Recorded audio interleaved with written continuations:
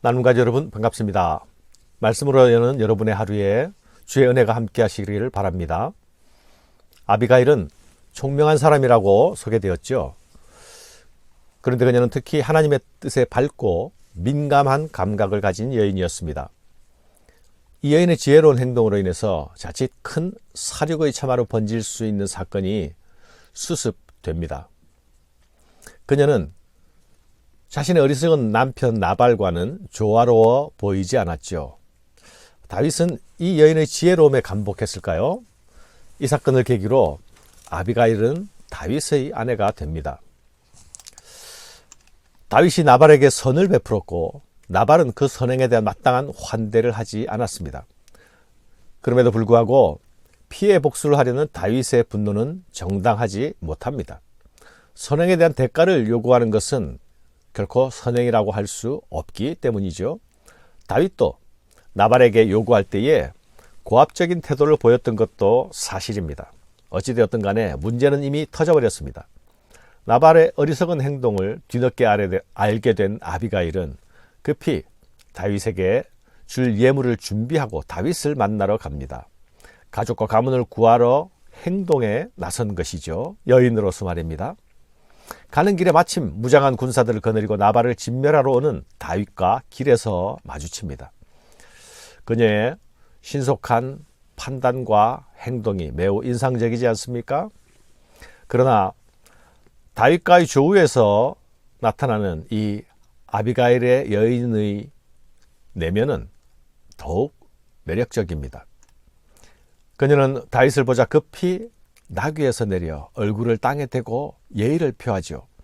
자신을 스스로 여종이라 칭하면서 남편의 모든 죄를 자신에게 돌려달라고 간청합니다. 자기 남편을 참으로 어리석은 사람이라고 말하면서 다윗의 상처받은 자존심을 세워주는 지혜로운 처신을 보입니다. 더욱 놀라운 사실이 있습니다. 그것은 이 여인이 하나님 나라의 진행 방향과 흐름을 너무도 정확하게 인지하고 있다는 것입니다. 하나님의 뜻을 알고 있다는 것이죠. 28절부터 31절에 나타나는 이 여인의 진술에서 그것이 잘 드러나고 있습니다. 자신이 이렇게 다윗을 만나러 오는 것은 나발의 죄를 용서받기 위함만이 아니라 다윗이 큰 죄를 지을 수 있는 위기에서 구하려는, 막으려는 의도가 있음을 밝히고 있는 것입니다. 다윗은 여호와의 생명싸개 속에서 보호받을 것이고 다윗의 원수는 하나님께서 물매로 복수해 주실 것이라 축복하고 있지요. 여기에서 다른 어떤 도구가 아니라 물매란 말을 사용하고 있지 않습니까? 물매는 소년 다윗의 특별한 무기였지요. 다윗을 승리자로 만들었던 바로 그 무기였습니다. 하나님은 그 물매를 통해서 다윗을 이스라엘 가운데 드러내시고 높이셨습니다. 골리앗에 대한 다윗의 위대한 승리를 다시 상기시켜 주면서 다윗을 축복해 주고 있는 것입니다. 지금 다윗과 그의 무리들은 물매가 아니라 칼로 무장하고 있지요. 자기 백성을 구하기 위한 무장이 아니라 죽이기 위한 무장입니다. 다윗이 칼 한 자루 차지 못했을 때도 오직 물매로 이스라엘을 구하는 편에 섰습니다. 그러나 지금 다윗이 싸워야 할 대상은 자기 백성이 아니라 하나님 나라의 전쟁이어야 한다는 것을 이 여인은 도전하고 있는 것입니다. 여호와께서 반드시 내 주를 위하여 든든한 집을 세우실 것입니다. 당신은 사사로운 싸움을 하는 자가 아니라 여호와의 싸움을 하는 사람입니다. 당신의 생명은 생명싸개 속에서 보호되고 있습니다. 당신은 이스라엘의 지도자로 세워지게 될 사람입니다.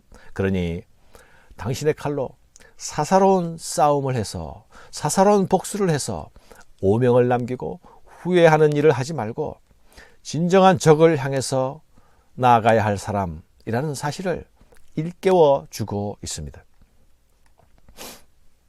아비가일은 자기 남편의 죄를 시인하고 무릎을 꿇으면서 한편으로 다윗의 잘못을 깨닫게 해주고 있는 것입니다. 이해할 수 없는 급격한 분노 수치를 보이던 다윗은 이 여인의 말을 듣자 자신을 돌아보게 됩니다. 나발을 향해 칼을 들고 폭력적인 행동을 보인다면 결코 세상의 다른 폭력적 통치자들과 다를 바가 없을 것입니다. 후일에 왕이 되고 나면 두고두고 후회하게 될 일을 오점으로 남기게 될 것이 자명합니다. 다윗은 아비가일의 말을 받아들이면서 자신의 순간적이고 감정적인 행동을 돌아봅니다. 얼마나 부끄러워졌을까요? 다윗이 보기에 이 여인은 하나님께서 자신의 실수를 막기 위해 보내주신 하나님의 사람이었습니다. 다윗이 아비가일에게 이르되 오늘 너를 보내어 나를 영접하게 하신 이스라엘의 하나님 여호와를 찬송할지로다. 또 내 지혜를 칭찬할지며 또 네게 복이 있을지로다. 오늘 내가 피를 흘릴 것과 친히 복수하는 것을 네가 막았느니라. 다윗은 아비가일의 설득에 복수의 칼을 거두고 돌았습니다. 여인의 용감하고 정직한 조언을 가감없이 받아들이는 다윗의 모습, 그나마 다윗다운 모습이 아닙니까? 다윗은 자신의 죄 짓는 행동을 막아주신 하나님을 향해 감사합니다. 그런데 아비가일의 믿음이 드러나는 또 다른 청원이 있었습니다. 다만 여호와께서 내 주를 후대하실 때에 원하건대 내 주의 여종을 생각하소서.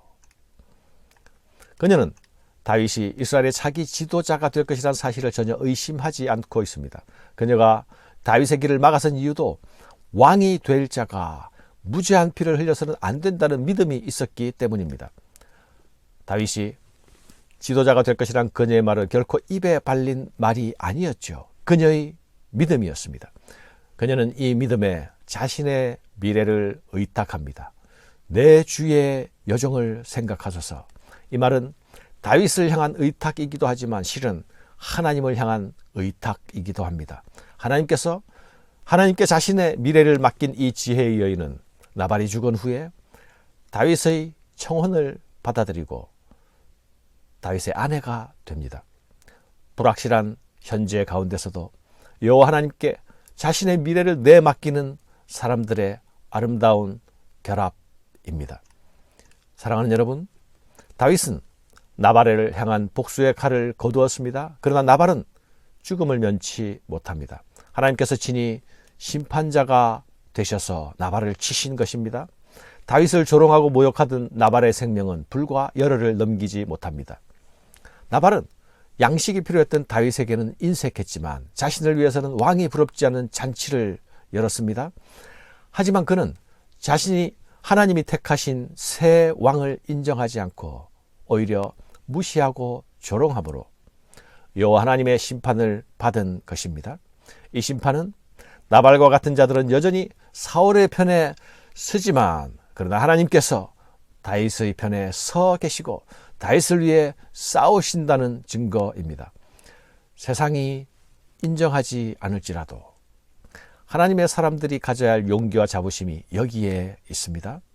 지금 다윗의 길을 막는 자가 유다 지파 중 한 사람이 망하게 되지만 장차는 다윗의 길을 거부하고 막아서는 모든 자들은 같은 결말을 겪게 될 것입니다. 하나님께서 다윗의 길을 열어가실 것이고 하나님께서 다윗과 함께 하실 것이기 때문입니다. 사랑하는 여러분, 세상과 사람들이 나를 인정해 주지 않는다고 분을 낼 필요가 없습니다. 그들이 나를 무시하고 조롱한다고 함께 싸울 필요가 없습니다.